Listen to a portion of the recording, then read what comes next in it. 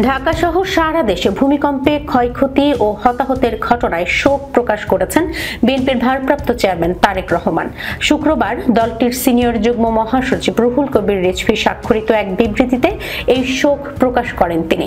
বিবৃতিতে বিএনপির ভারপ্রাপ্ত চেয়ারম্যান বলেন, আজ বাংলাদেশে প্রবল ভূমিকম্পে মানুষের প্রাণহানি এবং ক্ষয়ক্ষতিতে আমি গভীরভাবে শোকাভিভূত। এই ভয়াবহ প্রাকৃতিক দুর্যোগে আমি ক্ষতিগ্রস্ত মানুষদের প্রতি সংহতি ও সহানুভূতি প্রকাশ করছি। আমি মহান রাব্বুল আলামিনের নিকট দোয়া করছি তিনি যেন ভূমিকম্পে হতাহতদের পরিবারবর্গকে শোক ও কষ্ট সহ্য করার ক্ষমতা দান করেন।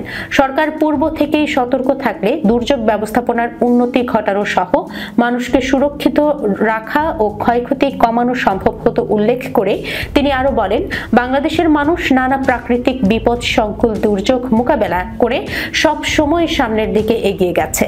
আজকের ভূমিকম্পেও দেশের মানুষ ক্ষয়ক্ষতি কাটিয়ে উঠতে সক্ষম হবে বলে আমি দৃঢ়ভাবে বিশ্বাস করি। বাংলাদেশ জাতীয়তাবাদী দল বিএনপি ভূমিকম্পে ক্ষতিগ্রস্ত মানুষদের পাশে রয়েছে। বিবৃতিতে তিনি ভূমিকম্পে নিহতদের বিদেহী আত্মার মাগফিরাত এবং তাদের শোক সন্তপ্ত পরিবারের সদস্যদের প্রতি গভীর সমবেদনা ও আহত মানুষদের আশু সুস্থতা কামনা করেন।